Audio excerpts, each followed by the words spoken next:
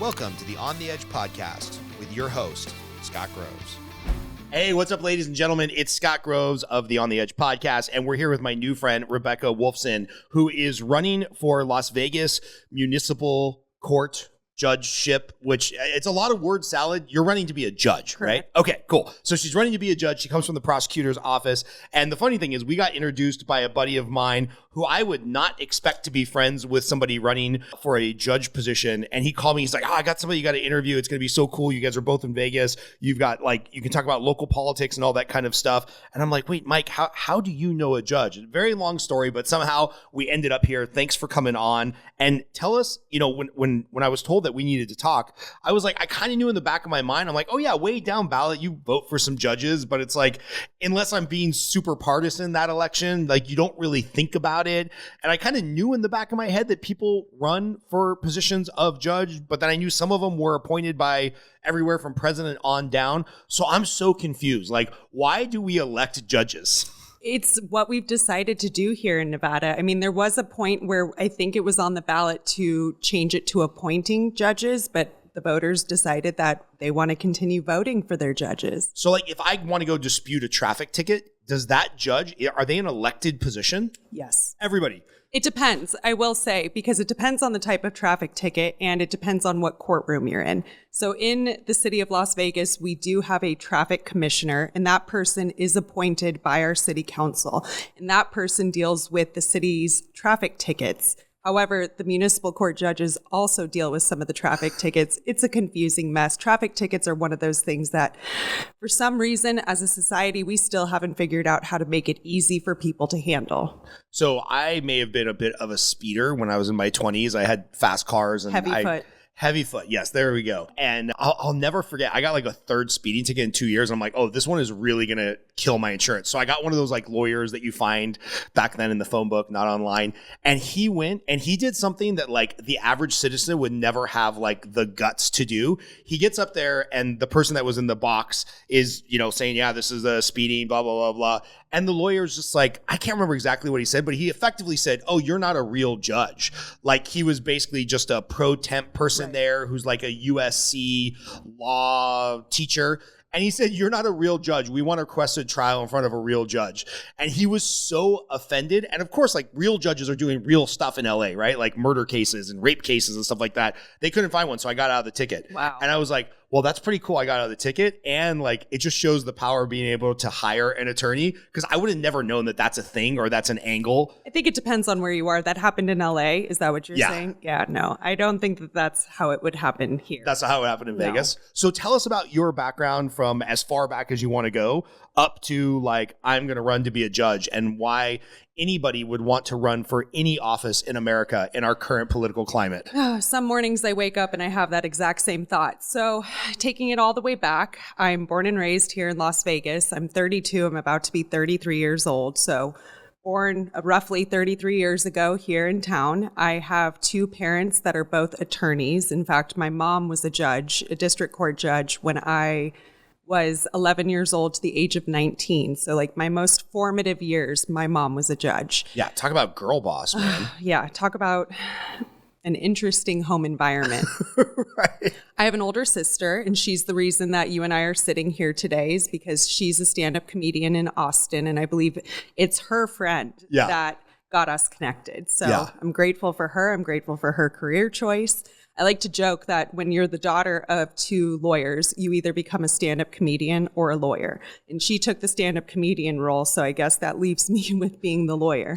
Yeah, your financial stability is probably way better, but she might be having a touch more fun. Yeah, it depends on the day. It depends on the day. Exactly. But I was the kid growing up that always knew that I wanted to be a lawyer. I quickly fell in love with the law. I mean, my parents would come home every single day, talk about their cases, talk about what was going on in the community, and it just opened up my eyes to it. So when I was about 10 or 11 years old, I was literally going around telling people that I was going to be a lawyer.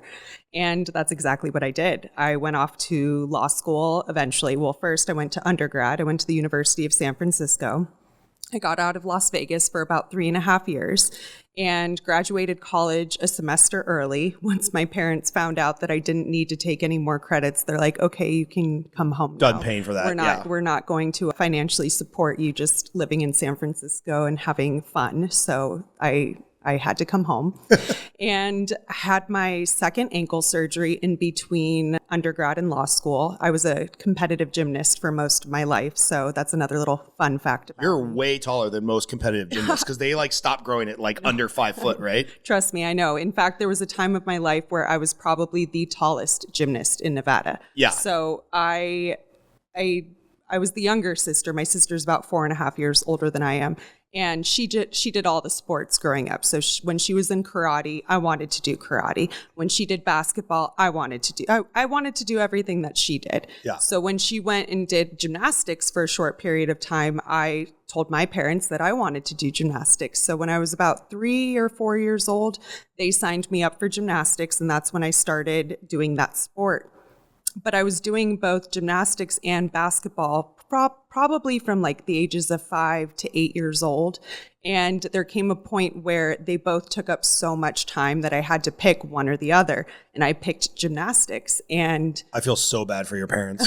oh, I feel bad for my body because like having kids right now who are 5 and 8 and they're just starting to get into that world where we're like, oh, now we're going here this weekend. Now we're going here. It's like, and gymnastics is intense, especially if you're at an elite level. Right. And gymnastics is year round. So versus like basketball where you have a season and you have off seasons, you don't have an off season as a gymnast. I mean, You're doing it 365 days a year.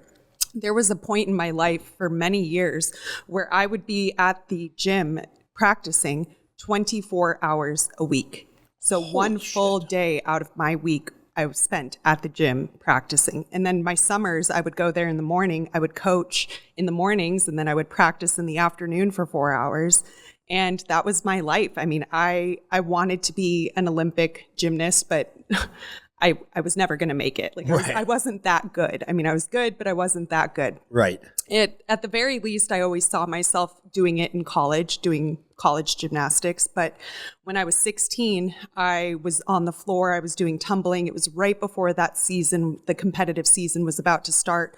And I did one trick where I landed on my ankle wrong. And then I jumped off of it while it was twisted. And I tore 2 ligaments. And that completely ended my gymnastics career. So, man, for anybody who's had a really high grade or bad grade, I don't know how they describe it, ankle break or horrible. Twist in volleyball or basketball or jiu-jitsu, it's so excruciating. Like your leg swells up, your ankle looks like a basketball. It's like, how's my skin not splitting? It's expanded that much. Yeah, I mean, I've broken so many bones. There was one time I broke the bone in my hand. I was doing a trick on the bars and I grabbed the bar wrong and it snapped this bone. And I'll never forget it. I remember calling my mom from the gym and she was up in Reno doing something career-wise. I don't know what she was doing. But her response was, okay, we'll go to the doctor in the morning. And I said, what? Like, we're not going to go to the doctor now? And she's like, I'm not home yet. I'll see you in the morning. So I went to bed that night with a broken hand, woke up, went to the doctor in the morning, and had to figure that one out. Oh my God. I shattered my foot, and that was because I was too tall. I was doing a trick on the bars, and the bars are, for the females, the bars are the uneven bars, not the parallel bars. And you do tricks where you have to go around and around. And sometimes they're a little too close together. And when you're tall, it makes it even more likely that you're going to hit the lower bar. So that's exactly what I did. I slammed my foot on that lower bar, shattered the foot. So those were injuries before the ultimate injury, that ankle injury that happened when I was like 16 years old.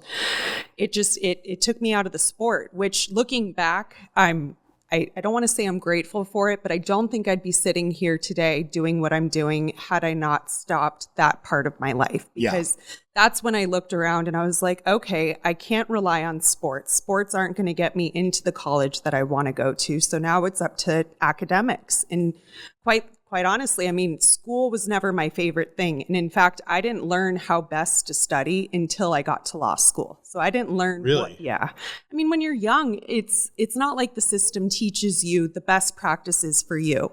They just try and teach you, I guess, I don't know, calculus and other random subjects. Well, and I feel like if you're somewhat intelligent, you can kind of coast through most high schools and most colleges. I would say most. Like you might not be elite, but you can get through if you have some common sense and intelligence. Right. I mean, I did go to a pretty good private high school here in town, and by no means was I top of the class. I mean, I wasn't scraping by either. I've always been a B student, I would say. I get some A's, I'd occasionally get a C, but for the most part, I was a B student, which was fine for me. But when it came time to apply for colleges, I had friends going off to Princeton and USC and all the Ivy Leagues. I mean, there was a kid in my high school who got a perfect SAT score. And I'm just like, what? Like, how do you do that? Like, I don't want to do that, but how do you do that? I hope that guy is very successful, but a little part of me wants to just say, I hope he's working at Starbucks as like a barista. He's not working at Starbucks, but he deserves to be successful, because when you're that smart,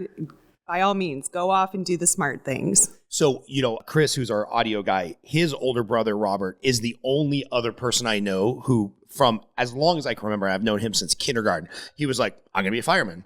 I'm going to be a fireman. And he's a fireman. He's going to retire as a captain here in a couple of years. But what do you think it was? Was it just your parents that like kept that through line from like really young childhood to I'm going to be a lawyer? Or were you in college being like, maybe law school is not for me. I'm going to give up on this thing and go work in corporate America or whatever. Like, I mean, that's kind of a strange thing, other than the fact that your parents were lawyers, to just keep through your entire childhood and then actually make it happen.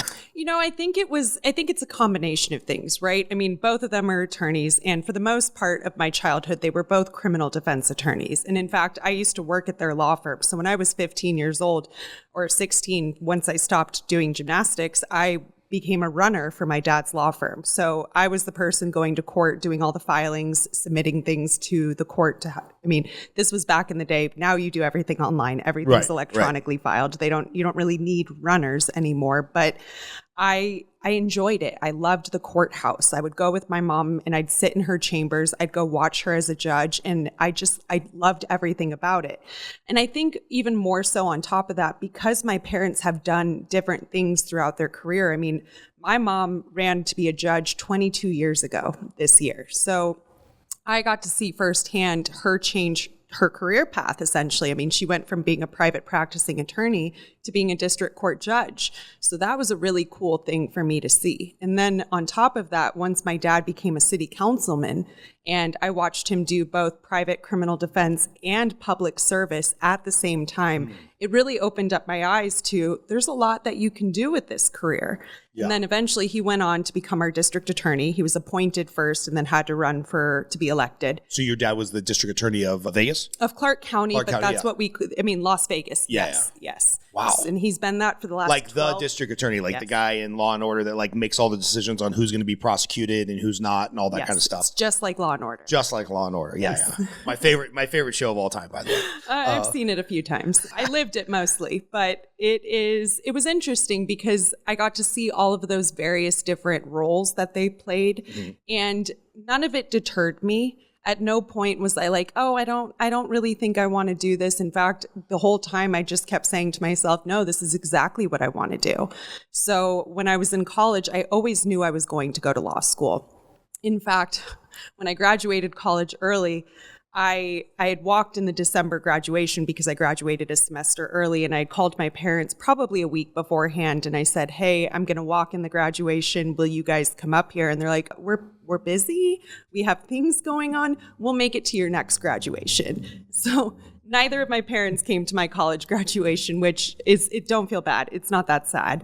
But when I eventually went off to law school, which I also graduated early, I'm crazy like that. Looking back, I'm like, man, I should have taken my time because there's nothing like school. Once you're done with school, you're done. You're in the real world, and you have to work for the rest of your life. Where did you go to law school? UNLV. Okay, cool. So I came back home, had my second ankle surgery, lived at home for a little bit. Once I got into law school, my parents were like, all right, get your own apartment. You're on your own. Do your thing. Enjoy law school.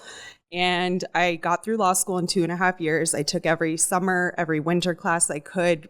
For me, it was just, I had to get through it. I always knew I would end up getting a job because I've made so many connections in the legal community. I mean, I've lived it my whole life. So I always knew there was a potential job out there for me once I finished law school, once I passed the bar. So for me, it was just a matter of getting through it. And I did it. And by the time I walked across the stage at graduation, I had already passed the bar. So that was a really good feeling. And only my dad showed up to my law school graduation. My mom had to work that day. So she missed both. You took the bar before you even graduated law school? Right. I didn't know that was a thing. It's not really. I had finished law school in December. So I took the February bar exam. Here in Nevada, we have 2 bar exams, one in February, one in July. Most people, when they finish in May, they take the July bar exam, but because I had finished in December, I took the February one. We got results like May 6th or 7th. Graduation was a couple of days later. So I didn't plan. I planned my walking in graduation on whether or not I passed the bar. Yeah. And that sounds correct. So I didn't know until a few days beforehand. So God bless my mother. She's lovely, but she had work that day. She had a mediation. She's like, well, you didn't know if you were going to walk in graduation or not. So I didn't plan for this. So only my dad showed up for that graduation. So part of me thinks I need to go back to school so my mom can come to. Maybe when you win, like, I don't know, congresswoman or senator or something, your mom will come to that. Just win this race? No, we'll think bigger. She can skip this one when you become senator, and then we can make it happen. So what have you done in law up to this point? Because now we're probably talking like the last 7 or 8 years, right? What have you been doing that leads you to either want to be a judge or qualified to be a judge or speak to the voters, right? That's what I'm supposed to say. What have you been doing?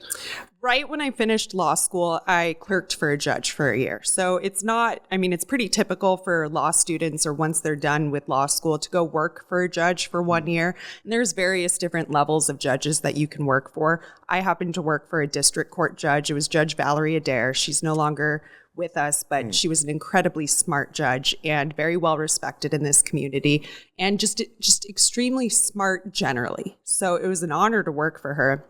And I learned a lot working for her. What does clerk mean, right? Because you hear this like, oh, there's these prestigious positions where you go clerk for a Supreme Court judge. And it's like, oh, if you clerk for this job or this judge, it like sets your career path forever. Like what is a clerk doing? It's basically preparing the judge's calendar. So you're almost the first eyes on all of the cases that the judge is going to eventually look at themselves, hopefully.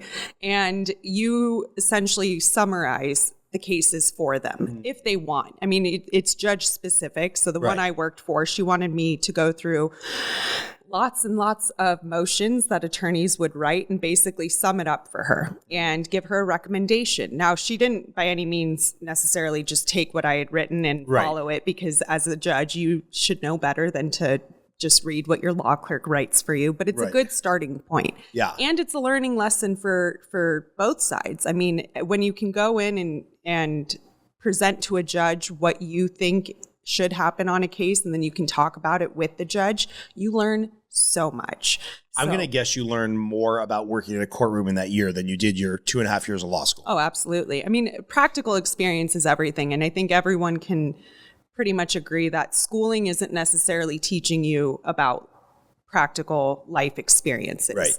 And it's so funny. I tell everyone, I'm like, man, I wish someone taught me taxes when I was in high school. Yeah. Because we all have to do them and there's never a class on them. So now, I mean, I pay to have someone do my taxes, usually H&R Block. They do a great job. Sorry if I plugged them.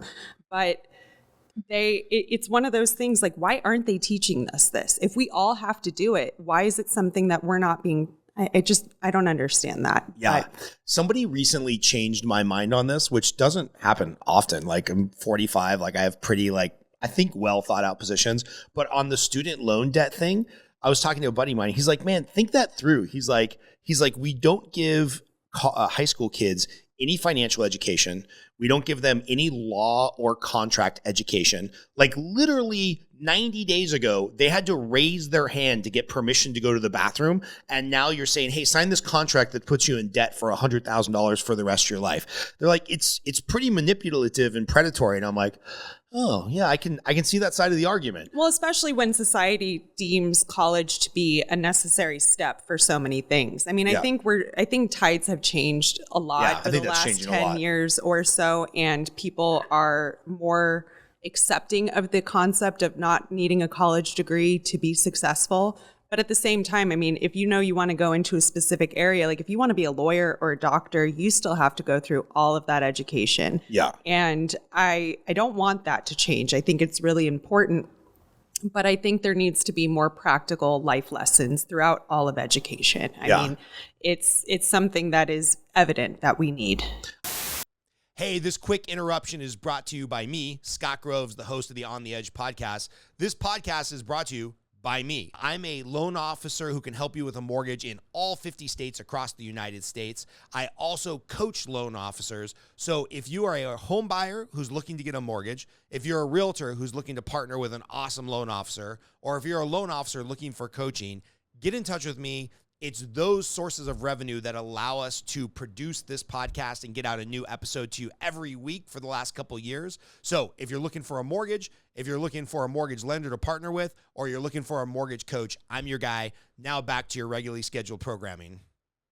I remember I dated a girl from Germany when I was like in my 20s, and she said, you guys do it so crazy over here because in Germany, and I'm going to get the grades wrong or whatever, but somewhere around like 7th or 8th grade, you take an aptitude test, and then there's kind of like 3 lanes, and you're not predetermined to this like societal structure. You can pick your lane, but they recommend a lane where it's like, hey, based on your aptitude and your intelligence, you're probably going the grad school route, doctor, lawyer, architect, these type of things. Or, hey, you're probably going like the office manager route. So we're going to spend your high school years teaching you how to use spreadsheets and file taxes and things like that. Also how to work with people. Yeah.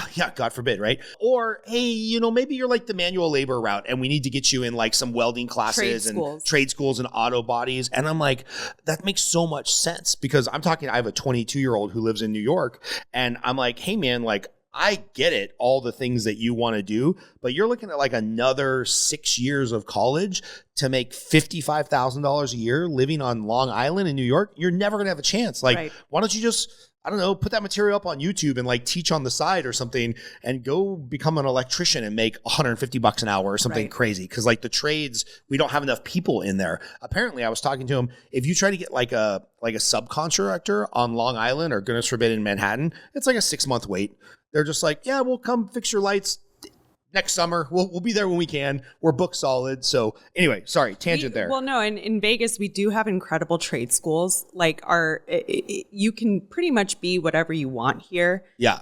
And we have the ability to teach people all of those trades. So, I mean, it's something I wish, again, was taught in our education system because I think everyone should know a little bit about electricity, a little bit about just general life things that you're going to run into inevitably. Right. I mean, we all have things that probably need to be fixed at some point or another. So having just a little basic knowledge would always, I guess, benefit us. Like, I wish I knew how to change a tire. Like, these are the basic things that, well, I guess I was never taught. And to be honest, I don't think my dad knows how to change a tire. So it's not like he was going to teach me that. But I guess there's always AAA for those moments. Right. So tell me, what were some things that were like eye-opening when you went and did your clerkship that you were like, oh, this is not how I thought the law was going to be at all? Or, oh, this is a pleasant surprise that we get to do this. Was there some eye-opening stuff once you actually got into a courtroom? And I'm thinking of a parallel. A girlfriend of mine, Natalie, love her to death.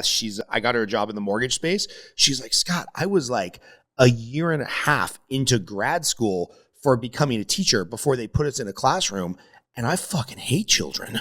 And I was like, she's like, I like your children. I hate children. Like, can you get me any job in finance at all? So was there some stuff where it's like, oh, now that I'm here, there's some pleasant surprises or some uncomfortable surprises? I don't think anything was surprising for me at that point because, again, I've been in this world my whole life. Yeah, so fair. I would say for some people, probably it would open up their eyes to maybe what they don't want to do. But I knew what I was getting into going into clerking. And on top of that, I worked for her when I was in law school as an extern. So I earned credits working for her. And that's when I asked her if I could be her clerk when I graduated. Cool. And she said yes. So nothing was surprising to me. And in fact, there was a moment when I was clerking where the judge I was clerking for, when I started, she did both criminal and civil. And so as my father is the district attorney, and he was at the time, we had to be extremely careful on the criminal side. So I couldn't actually make recommendations to my judge on anything criminal related because my dad was because your dad's bringing the case. Well, his office is. Yeah, he's not in there actually prosecuting these cases, but it was almost like a firm. You can't give recommendations on those, which was fine for me. I mean, we would still talk about cases, but I would never tell her what I thought about them. Right. And there was a moment, and it was like the last 3 months of my clerkship, her docket changed, meaning the chief judge decided that the judge that I was clerking for was no longer going to be doing any civil work. She was only going to be doing criminal. So for me, it reduced my workload significantly because I would say a majority of my time was doing civil cases. Right. And those are voluminous. Those are the ones that file 100-page motions, and it's exhausting. But the second that got taken away from me, I mean, I was still preparing her calendar, but again, the heavy work of having to analyze and make recommendations, I couldn't do those for those cases. So that was interesting for me, but I wish that there wasn't that conflict so I could have had, I guess, the full experience. But I guess I made up for it by my youth and by living through it my whole life. So no, nothing in that was surprising to me. I started out after clerking, I became a city attorney. So I was hired over at the Las Vegas City Attorney's Office, which is separate and distinct from the Clark County District Attorney's Office. Those are two completely different offices run by different people. So no conflict there, right? Nepotism or whatever. Well, there is a law, like there is a nepotism law that says that I can't work for my father's office because he makes all the hiring and firing decisions. They won't even let me step foot in that office. Which be like, hey guys, he didn't even come to my college graduation. I'm clearly not getting any favorite status here. Oh, that's funny. No, I know, but it's frustrating because it eliminated a whole area for me in a sense. I still became a prosecutor, but it was for the city. So when I was hired over at the city attorney's office about 7 years ago, I started out in the criminal division, and I'll get to the difference in a second. Yeah. There's two divisions in the city attorney's office. There's the criminal side and then the civil side. The criminal side has about 10 to 13 attorneys. It varies depending on the day. And they prosecute the cases in municipal court, which is where I'm running to be a judge. So for about 4 years, I handled thousands and thousands and thousands of cases in municipal court as a prosecutor. And it's interesting because there are some people who are born who want to be lawyers, who want to be prosecutors, right? Like they know that that's the career path that they want to take, and they do everything to set themselves up to eventually become a prosecutor. I wasn't like that. In fact, I said the exact opposite. I had criminal defense attorneys as parents for a majority of my life, so I wanted to be a criminal defense attorney. And of course, the first job I have as a lawyer is a prosecutor. So yeah. I always tell people, don't knock it until you try it. But what happened was when I got into that office, I fell in love with the process. I fell in love with what I would be able to do as a prosecutor because there's so much to it. I mean, yes, you're evaluating cases and you're making offers to defense attorneys. That's a majority of the job. But at the same time, you're also evaluating people and seeing if maybe a specialty court would be right for them, if they need help. Explain that. What's a specialty court? So there are diversion courts, and municipal court, there's 6 judges, and there are, I want to say 8 specialty courts, meaning these are programs that people who are charged with crimes in municipal court, they can go into these programs, whether it's a mental health court, a drug court, DUI court, vets court. And the one that I'm running for, they have the youth offender program. So specifically, if you're 18 to 24, and there's a little wiggle room on the top, and you have a case in municipal court, but you're someone who needs substance abuse help, who needs mental health counseling, who needs services, you can enter into a specialty court, and the court will essentially provide you with all of these things. If you need housing, they're going to help you with housing. If you need counseling, they're going to be able to match you up with a counselor, get you the treatment that you need.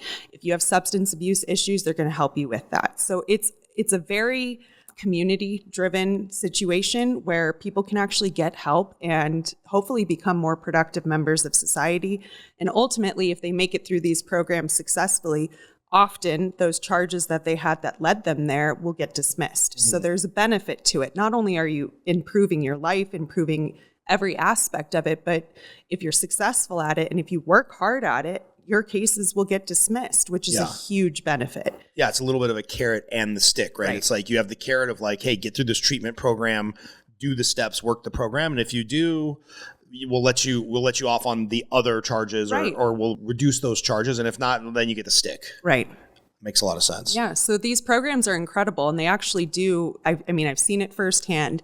They can change people's lives. And when I was a prosecutor, there were times where I would look at a defendant and their attorney wouldn't even be asking for them to go into a specialty court. But I'd look at them and I'd be like, man, I think they need help. I think there's something here that we can work with. So I would suggest it. And I would actually ask that they maybe give it a shot.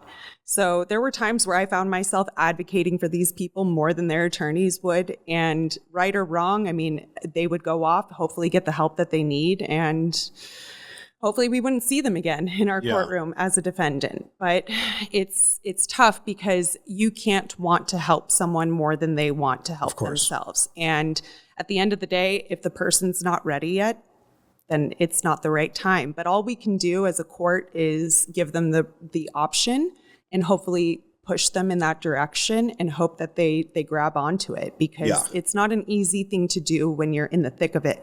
And what I mean by that is when you're deep in an addiction, you don't want to change. I mean, maybe there's something in you that knows that you don't want to be like that anymore, but it's really hard to get out of it. Yeah. So you really have to hit what you think is rock bottom before you get to that point of being honest with yourself, knowing that you have problems and knowing that you want to get help. And again, we can lead them to water. We can't make them drink, but at least we can provide it, right? And see who grabs onto it. What was eye-opening about being a prosecutor? Because you specifically said like that's not really the path I wanted to do, but hey, don't knock it till you try it. What was enjoyable or eye-opening about those 4 years being a prosecutor for the city? I loved the office. I mean, the office that I worked for was an extremely tight, I mean, there weren't that many of us. So we all got along really well and we all worked together really well. We bounce ideas off of each other. And it's truly just, I fell in love with the law again. I mean, I've always loved the law, but once you're using it in practice and you're finding niche areas, or if a defense attorney raises an issue in one of your cases, you're like, wow, I haven't thought about it like that. So you learn a lot, not only about yourself, but about the cases that happen in our community and what the big issues are that happen in our community. I mean, we have a lot of DUIs here in Las Vegas, as you can imagine. Not surprised, right? And it's scary to drive on our roads because at any time of the day, people are out there partying, having fun, doing things they probably shouldn't do, and then getting behind the wheel and driving. And which is so crazy to me. By the way, I am the embarrassing recipient of a DUI in my 20s. My only excuse is like, there was no such thing as Uber then. But I can't imagine they still had taxis. I know. I can't imagine being blasted drunk and then like getting a DUI. I don't know. It's crazy. I mean, that's something my parents always instilled in my sister and I is like, if you even have a sip of alcohol, you don't get behind the wheel and drive. We don't even test the limit. I mean, I understand 0.08, there's a level here, but you can still get a DUI even if you're not even at the 0.08 level. Yeah. If you have a little bit of alcohol in your system and it impairs your ability to drive your vehicle safely, you can be charged with a DUI. So I'm a personal believer that we shouldn't even have a 0.08 limit. That's my own personal beliefs. I'm not, the law is the law. If I'm a judge, I'm going to uphold the law the way that it is. But giving people the option or the discretion to decide whether or not they're okay to drive or not is insane to me. Yeah. Because once you've had a drink, usually you lose a little bit of your ability to decide things in a reasonable way. And again, I think it should just be, if you're drinking at all, you shouldn't be driving. Yeah, I think that's totally fair. And I think I think that's how it is in Ireland, where it's like, Irish country is a big drinking country stereotypically, but they have a zero tolerance because they just know like, why even play in the gray zone of like, oh, I had 2 beers instead of 3 beers, I'm at 0.08, or because that's what happened to me. I absolutely had too many drinks at like a happy hour after work from like 4 to 6.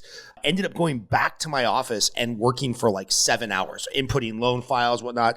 Drove home at like 1 or 2 o'clock in the morning. I thought I was totally fine. Like this was not, I was out partying all night. It's like I had 4 or 5 drinks at happy hour, went back to work, was chugging probably Dr. Peppers and waters all night, got pulled over and blew a .08 and got a DUI. Yeah. It would make more sense to me and be like intellectually consistent if it was just like, hey, it's just zero tolerance. Right. But you said something there that is the reason why I could never be a judge, because I have strong personal opinions, regardless of what your personal opinions are. Left versus right, Trump versus Biden, more of a holistic approach to law enforcement versus like just get the criminals off, all that stuff. It doesn't matter, right? As a judge, you're just like, here's the law, here's what's in the book, and I have to interpret that law based on this case. Like, how does one do that? Like, I would not be able to do that. I can barely stay calm when I'm disciplining my children. Well, it's a good thing that you're not running to be a judge. No, I'm definitely not running to be a judge. No, I think being objective and looking at each individual case like on their own, I did that as a prosecutor. So I'm not new to that. I'm not new to that concept of looking at each case and not just applying whether it's biases or things that happen in everyday life, not letting my opinion get in the way of what's in front of me, the facts that are in front of me. So I don't think that that's going to be hard for me. Now, following the law, that's something that I also think I'll be able to do just fine. The law is the law. Now, there's a lot of discretion, though, as a judge. So you do have the ability to waive certain requirements, impose certain things on certain cases that aren't statutorily required of you. Certain crimes, they're minimums, right? They're the mandatory minimum sentences. You don't really have a lot of that in municipal court. There are some statutory requirements. Like if you get a DUI, you have to take the DUI school, the victim impact panel, and there's a mandatory fine that you have to pay. But beyond that, you can be creative.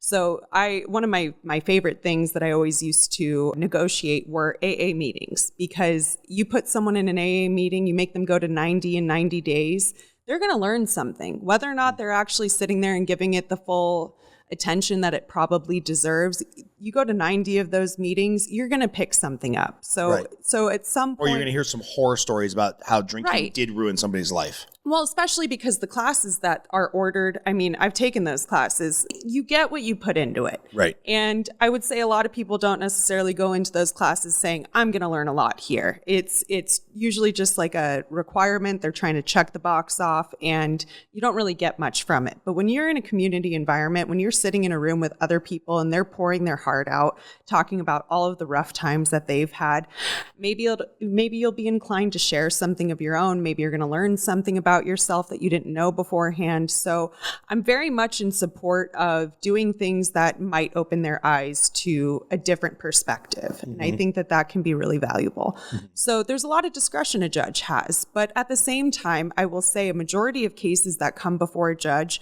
are already negotiated. Explain that, because I'm thinking, you said you did thousands of cases in 4 years. That means a whole lot of them had to be negotiated at the office, and then more of them were negotiated before you walked in the court, and then more of them were right there in front of the judge.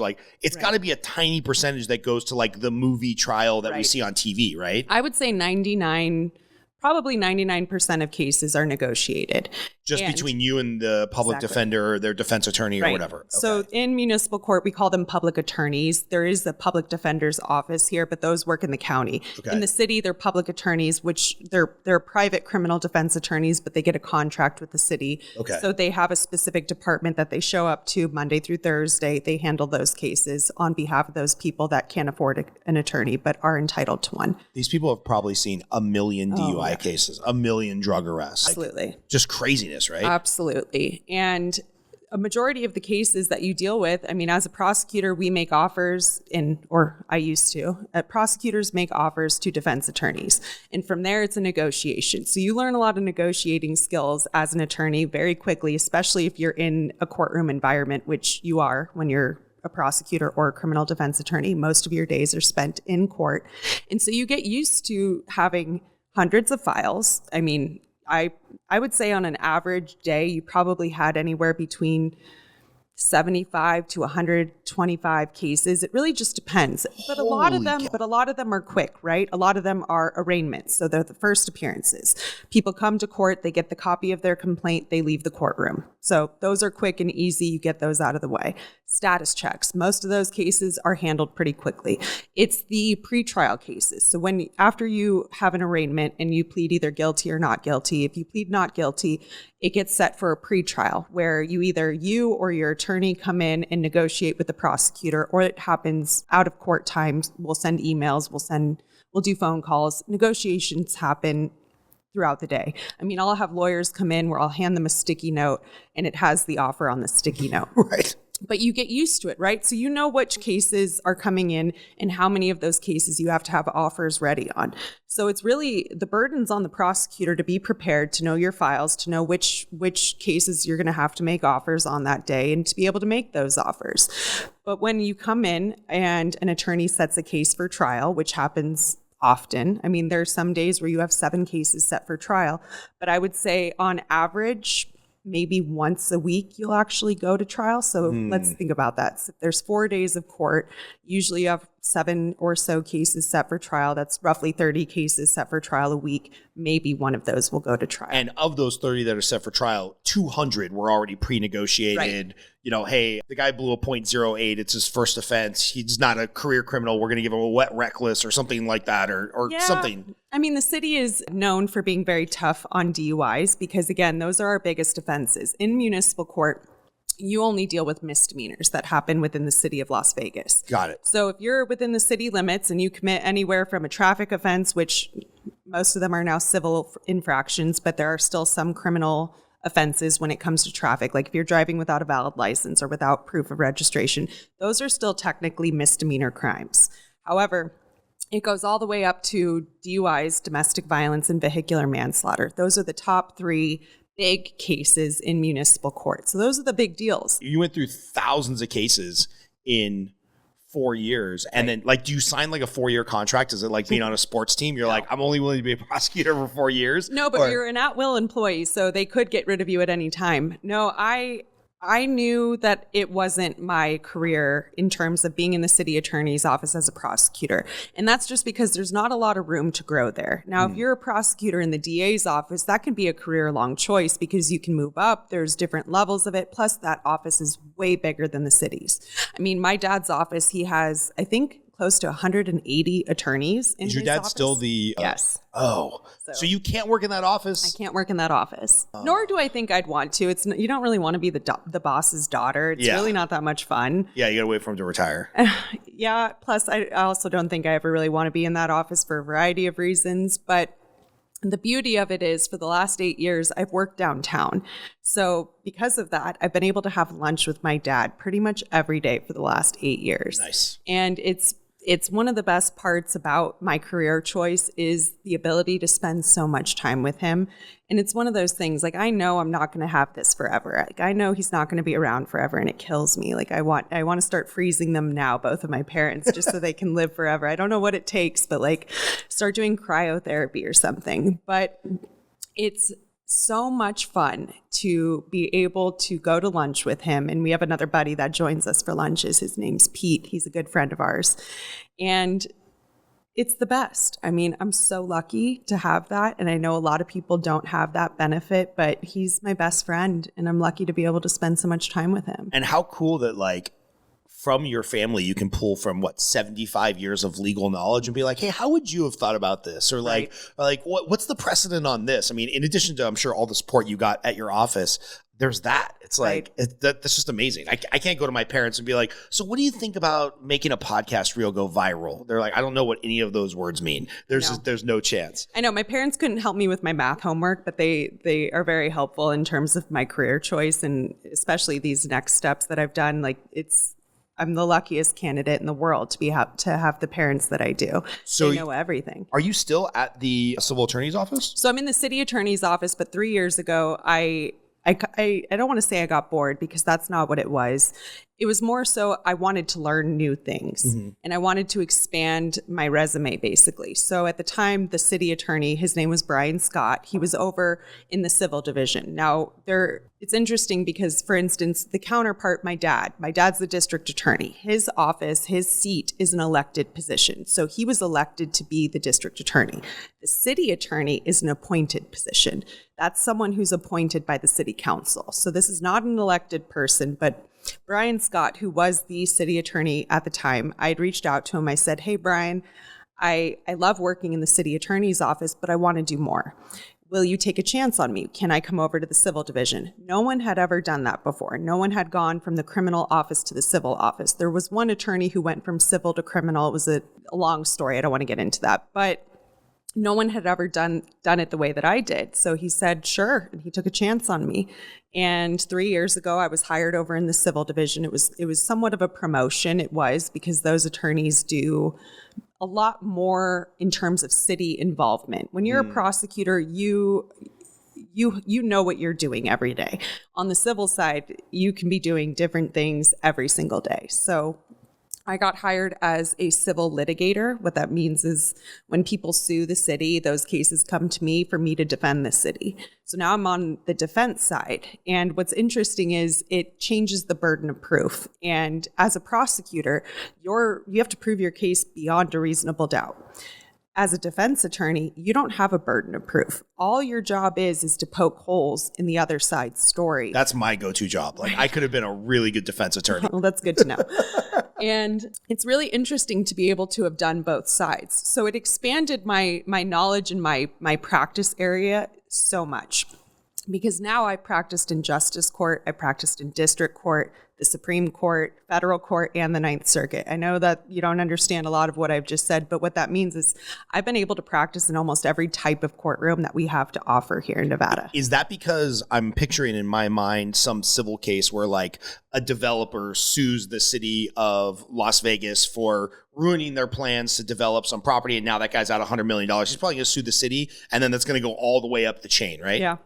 You're smiling because I must have hit the nail on the head with that one. Yeah. Probably a case you can't talk about, but hypothetically, is that something Yes. like you would be dealing with? Yes. Okay. What are some other like hypothetical situational cases that the civil office might be involved in? Slip and falls are a really big thing. But what's interesting is the city has a lot of immunities that private property owners don't have. So in the city, if you slip and fall on a sidewalk, and let's say there's a giant crack in the sidewalk, you can sue anyone. I'm not suggesting it. Don't just sue anyone. Right. But in the city, you have to be able to show that the city knew that crack existed. And that's a really hard thing to prove, because how are you going to prove that? Right. You can't just say, they should have known. That's not what the standard is. So like, let's say you slip and fall in a grocery store. There's a different level of negligence. It's hard to explain for someone who doesn't actually practice in this area, but for the city to be liable for something like that, they have to have actual notice of it. And a lot of people don't realize that. So a lot of lawsuits come in where I'm like, you can't show that we knew that. You can't show an email where someone told someone at the city that happened or that it exists. It's an interesting concept. So slip and falls are one. Car accidents, that's another one. If you're a city employee, like we have parking enforcement officers who drive vehicles. I have a couple cases where those individuals are driving and an accident occurs, and so they will sue the city. I want to say civil rights cases, we'll get a couple of those. And then employment cases, I don't deal with those at all, which I'm grateful for. But of course, if you're a city employee and issues and things like that, we get a variety of types of lawsuits. But so it seems like you enjoy that. Why trouble yourself with trying to get elected to be a judge? It's not that I don't enjoy it. I do. I love being a lawyer, but when you're on the civil side, I would say a majority of your time is spent in your office behind a computer screen. And to me, that's not a lot of fun. I love the courtroom. I was basically born into it, but I enjoy the camaraderie of it. I enjoy seeing people. I enjoy talking to people. I enjoy the volume of cases. Those cases happen much quicker than they do in the civil world. I have cases that I was assigned day one on the job 3 years ago that I'm still dealing with. Yeah. So those cases can take forever. Because like you said, those motions will be like 100 pages, right? And I was just thinking like, what percentage of the job in that civil situation is just reading? Like it's got to be like hundreds of hours a month of just reading and being like, this motion was not filed correctly. We got to respond with this motion. And it's like that. Yeah, that doesn't sound like the same like quick paced. I don't want to say fun, because ruling over people's like worst moment of their life potentially isn't fun, but the volume or the speed of it has got to be just totally different. Right. Exactly. So I miss being in the courtroom. I may be in court once a week, maybe once every 2 weeks now. Mm-hmm. And it's it's different. It's different being in the civil side of things, but I'm ready to go back. I'm ready to be in the courtroom. Yeah. I'm ready to see people again. So tell us about this particular position as a judge. Like, are all, I have to imagine, all positions in the, what do we call this? What is it? Judgeship? Clerkship? Municipal court. Municipal court. All the positions, they've got to be nonpartisan, right? Because okay, so they're all nonpartisan. But do judges make it known what their politics are and as a way to get elected? Or is that like a thing? I think, yes, unfortunately, they do. And it's one of those things, if you're asked, even if you're running in a nonpartisan race, if someone asks you what you're registered or what you're registered as, you have to tell them. Okay. Plus, you can look it up online. You can see what people's registration is. I mean, it's... Oh, I didn't even know that. Yeah, you can.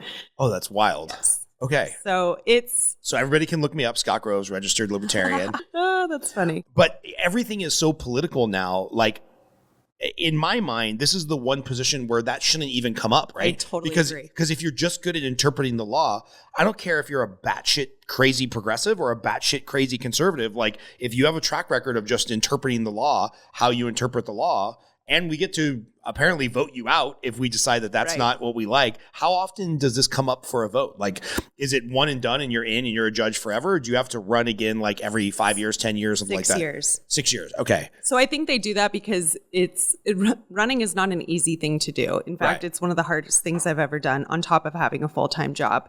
And I joke, it's not actually why they do that, but I joke that it's 6 years so you can forget about it. And then once it comes back up, you forget about what you went through 6 years ago. So you're like, I can do this again. And it's like having children. It's like the worst possible experience for a woman. And then like slowly they start to forget about it. Oh, I'd like to do that again. You're like, I miss having a newborn. Yeah. And I'm like, honey, you do not remember what it was like right after you had a newborn. Yeah. All right. So you decide to run and like, what is the process? I mean, I can conceptualize how somebody who's partisan runs for a position because it's like, all right, I got to go get all the Republicans behind me and I got to start getting donors and all of this like apparatus. But for a nonpartisan position, like, do you just pay for this all yourself? Oh gosh, no. Okay, so how does it work if you want to run for a position as a judge? Well, for me, I mean, I would say for me, it's a little bit different. And that's because I have parents who have been politicians and have that like fundamental knowledge as to what needs to be done. Yeah. And I'm very lucky for that. But you all still have to go through the same process. I mean, I announced my race in November. So I've been working hard at this for now about 6 months, and it is consuming. But you don't file until January. So I filed for office January 2nd. The close of filing was January 12th, which was the day that I could start raising money. So in order to be an elected judge, you have to be a good candidate. And in order to be a good candidate, you have to raise money. Right. So it's like a full circle thing. And in order to raise money, you have to be a good candidate. It's just a crazy concept. Right. But I've had immense support from the beginning and people who really truly believe that I'm going to be a great judge, which I'm honored by because it blew my mind how much support that I've received. I've received support from all over this community, from all different types of people from both political parties. I mean, for a nonpartisan race, especially for the race that I'm running for, the support that I've received is incredible. And I'm so honored to have received it. But I think it's very telling. I think the community recognizes the experience that I've had being both a criminal attorney and a civil attorney, which you don't really get that often because a lot of people, when they become either a prosecutor or a criminal defense attorney, they usually stay in that world. They stay in the realm that they're in. Same as civil. I mean, if you come out of law school and you become a plaintiff's attorney or even a civil defense attorney, usually you stay within that field. You either jump back and forth within the civil world or you stay within the criminal world. Very rarely do you have someone who has experience on both sides. Right. So not only has it opened me up to knowing both sides, but it's also opened me up to knowing attorneys on both sides. So I have an immense amount of support from not only criminal defense attorneys who I would practice against, but the civil bar who I've practiced with for the last 3 years. So I'm very lucky to have experience in both of those worlds because it's opened up my network, I guess you could say, and allowed me to have a variety of different people say, she's going to be a great judge. Yeah.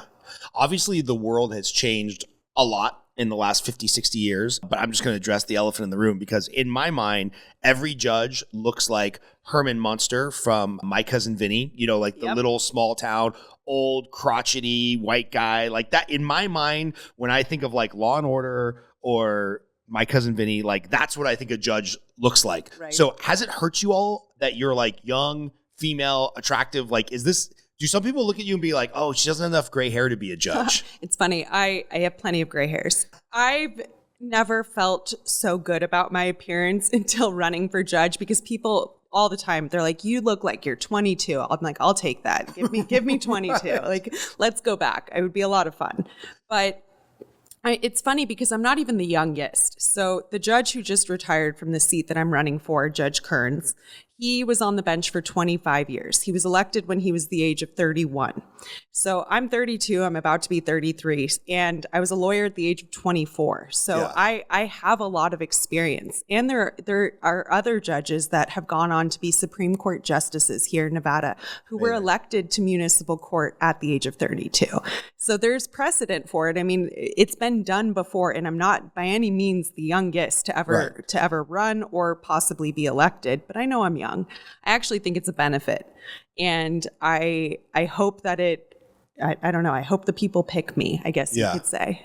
Yeah. Well, and you have another 10 years of informal experience, right? Like you said, like at 15, just learning the court system and understanding because you were shagging documents for your dad and running briefs and doing all this other stuff. I don't know if I'm just making up words, but it was close. It was close? Okay, cool. Yes. I'm ready to go be a lawyer. Well, that's cool. And what is the, like, do you have like a campaign manager or are you just doing like yard sign or like, how do you get the word out there? Well, I know that you live like basically on the outskirts of Las Vegas, but if you ever drive into the city, never going to happen, but okay, let's pretend. If you ever drive around like downtown Las Vegas, I've got great signage. That's the one thing that I am very lucky that I have not only great consultants, campaign managers, and a father that acts like a campaign manager, but I don't have to pay him, which is nice. And good relationships in town. Like on the 215, I've got an incredible sign up on one of the storage buildings there. And it's a friend of mine who basically was like, yes, please come put your sign up, promote your campaign. So I've got really unique signage compared to other people in town. I mean, you'll drive around some streets on election years and it's incredibly annoying, even as a candidate.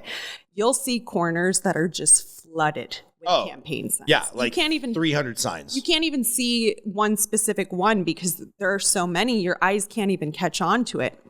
So you have to stand out some way. Yeah. And I think I've done a good job at that. Like I said, I've got good freeway signage that a lot of people don't have. I mean, it's not something that they can use. Right. And I had my signs up really early. So beginning of January, I had signs up. And it's a benefit to be one of the first ones up because people will see it first. Right. And once all the candidates have their little signs around town, it loses its effect. It really does. Well, and what I love about this idea of like you having to run as a judge is like it's one of the few elected positions where you're running on your experience versus your position, right? Because like any other position, you're like, I'm pro-life, I'm pro-choice, I'm pro-immigration, I'm anti-immigration. It's like none of that matters to you because you're just interpreting the law, right? Right. But at the same time, I will say public safety is my number one thing. And it's a position that I happily stand on because it's of the utmost importance. And then second and not far behind is helping people. So you can have positions on what you care about, bless you. But it's not about political party lines. It's not about being a Democrat or being a Republican. It's about being someone who is going to be unbiased, who's going to be fair and just. Yeah. And I think that it's an interesting way that we do it here in Nevada. I think electing judges has its benefits. I mean, it's a democracy. You can vote in who you want. You can vote out who you want. But at the same time, I think a lot of people don't know who they're voting for, especially in those kinds of races. And it's tough because at times you can't find a lot of information out about people. I mean, I know even for me, there were certain races on my ballot where I didn't know any of the people on there. And I've been at the campaign trail for the last 6 months. I've met so many candidates over the last 6 months. And I still had trouble picking on certain races. Yeah. So if it's hard for me, then I can't imagine what it's like for just an everyday person who has no involvement with the law, doesn't have a lot of lawyers as friends, and they have to go out there and pick these random people that are on their ballot.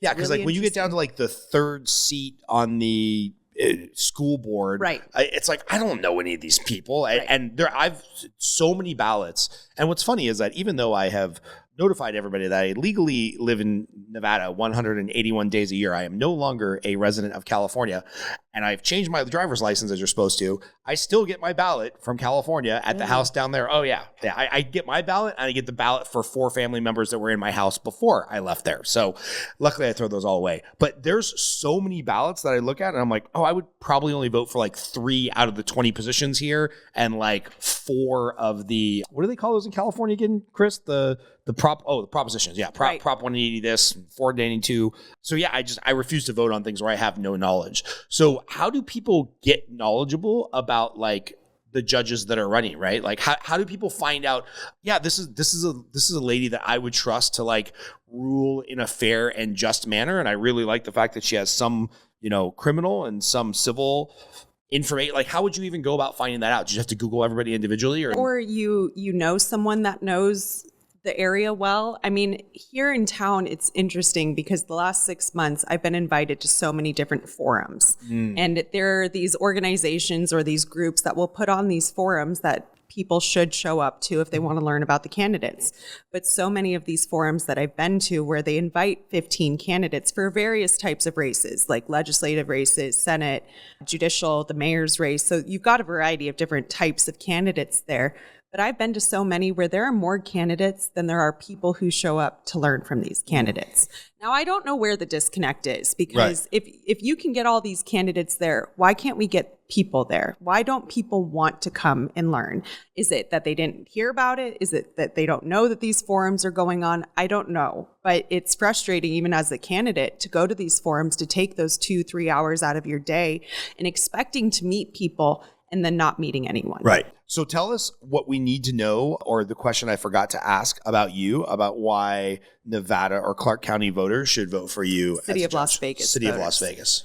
I would say they should vote for me, one, because not only do I have the most valuable experience, the right experience for this role. So I'm the only one in my race that's actually practiced in the courtroom that I'm running for. Oh. And not only that, but I have years of that experience. That should be the end of it, right? Like, if you're the only one who's actually practiced in that courtroom, that's the end. You win. And then on top of that, I practiced in all these other courtrooms. So my experience speaks for itself. But I truly do love this community. Like, I'm born and raised here. Vegas is my home. I love Las Vegas. I want to see it thrive. I want to see it being taken care of. I want strong judges to make these decisions. And I think that I am, one, the most capable and the most qualified to be able to do that. And it really just takes someone who understands the laws of the cases that are coming before them. I have that fundamental knowledge. I've worked in these courtrooms. I understand it better than any of my opponents. And then on top of that, I mean, there are 6 municipal court judges, and there are decisions that are made by all 6 of them, really big decisions that impact all of their cases, all of their courtrooms. You have to be able to work well with these other judges. So for the last 3 years, like I said, I was on the civil side, but one of my jobs right now is I prepare every search warrant that goes before the municipal court judges. So they sign these civil search warrants. And what that means is if you own property in the city of Las Vegas and for whatever reason, your property's not up to code, if it's creating a nuisance or if it's a danger, if it's a fire hazard, and you're not going to correct it, the city will give you notice, right? The city will tell you, hey, this is what's wrong with your property. You have X amount of days to fix it, or at least get in touch with us. So many property owners just don't even respond to those notices. So the city, it's on us to go out and fix those issues. And in order to do that, you need a search warrant or an abatement warrant. So one of my jobs right now is preparing every single civil warrant that goes before the municipal court judges. So I still work with them on pretty much a daily basis. I understand this is an elected position, but like this should be it. Like that should be your little blurb on the voter tab. Well, it's not up to that, and it's up to the voters to decide. But I think I'm going to be great at it, and I'm really looking forward to it.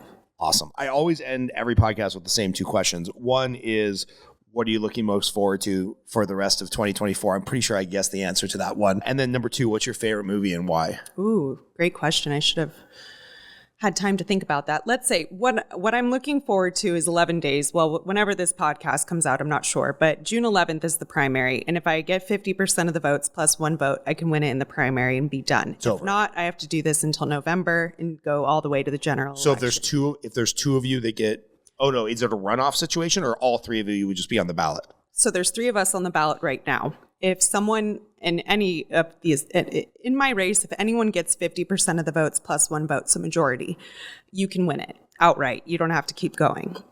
But if no one gets the majority, then the people who are top 2, they go on to the general election in November. There's only going to be 2 names on the ballot in November. I'm working really hard and I'm hoping that I can win this in June. If I win it in June, I take the bench in July and I get to work. And that's honestly what I'm most looking forward to is starting the job and honestly getting back to a little bit of normalcy.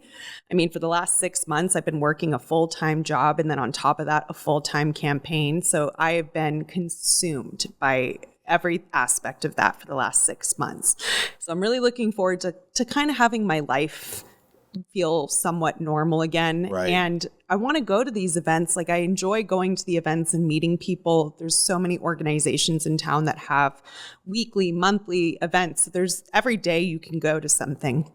But I really want to go to the events after the race is over. Right. And not have to be there as a candidate because It's exhausting. Well, and I enjoy meeting people, but I don't want to do it in candidate mode. Right. It's hard. It's exhausting. You're always thinking about the next event that you have to go to because quite honestly, there's usually 3 that you need to be at the same time. Right. And I want to be able to pick and choose the places that I have to go to. So I'm looking forward to that. And honestly, I mean, just this year, it's been as tough as it's been an incredible year so far. I've had so many good moments and so many fun interactions and weekends and good times over the last 6 months. And the campaign, although it's hard, it's hopefully going to be the most rewarding thing I've ever done. So I'm looking forward to the results of that. But let's see, favorite movie. I think it just depends on the day. I mean, I grew up watching My Cousin Vinny. That's like one of my parents' all time. You mentioned that, so and good. I was like, I wore this ridiculous thing for you. It's one of my favorite movies. I would say it's a toss-up between that and you're gonna have to give me a moment on this. What's that movie with Leonardo DiCaprio? Is that his name? Maybe not your favorite then. No, it's a good one. I just am blanking on the name right now. Gosh, it's one of my dad's favorite movies. It's going to kill me that I can't remember it. I'm going to go with My Cousin Vinny. It feels right now. It feels appropriate. That scene where Marissa Tomei gives the monologue? Gives the monologue about the car. Amazing. It's the best. It's the best. Absolutely amazing. Both of my parents, it's so funny. You put on that movie, they're reciting every line to that movie. And my mom will do it with the accent, and it's the best. My family just really enjoys watching that movie. So after you become a judge in 11 days, will we be able to interview you again? Or then would it be like inappropriate for you to have opinions on things once you become a judge? I think I can do interviews. I'll just have to be extremely careful about what I'm talking about. Yeah. I mean, I still have to be careful, right? Like there are obviously certain things that I can and cannot talk about, especially when it comes to my job. Right. But I don't see a problem with a judge just going on and having a conversation with someone. So I'm unless I'm missing something, and I could be wrong, I don't see an issue with it. That'd be awesome to have you back on. Yeah. But hey, congratulations on the journey. And I think I have a ballot in my office that I will fill out now. You can't vote for me, though. I can't vote for you. Well, nope. Yeah, I looked it up, and you do have a ballot sitting in your office waiting to be sent in because it hasn't been counted yet. Yeah. No, Well, I have it. You live so far. You're basically not in Las Vegas. Like No, far away you that's live. by design, by the way. No, I know. I got that. But on my drive out here, I was like, wow, this guy is really far from me, but it better be worth it. No, it was absolutely worth it. But because you're outside of the city's jurisdiction, you can vote in my race. So while voter turnout is relatively low, especially in a primary, and especially this year, for whatever reason, the turnout has been low so far. But in the city race, it's even smaller. So Clark County, generally, it's a low turnout, but then you narrow it even further into a citywide race, and that turnout's even smaller. So we're expecting maybe 60,000 votes, maybe 80,000 total for the city, which is extremely low. Yeah. And I mean, just a few votes could make it or break it. So while you can't vote for me, I'm sure you know people that live in the city. We'll take a picture. I'll send it on all the jiu-jitsu threads for the people that are in town. Jiu-jitsu, I love. And I'll send it to, I've got about 50 realtors on speed text. I'll send it to them saying, hey, if you're in the city of Las Vegas proper, you got to vote for this gal. Yeah, thank you. I appreciate it. I had a lot of fun. Thanks for being on.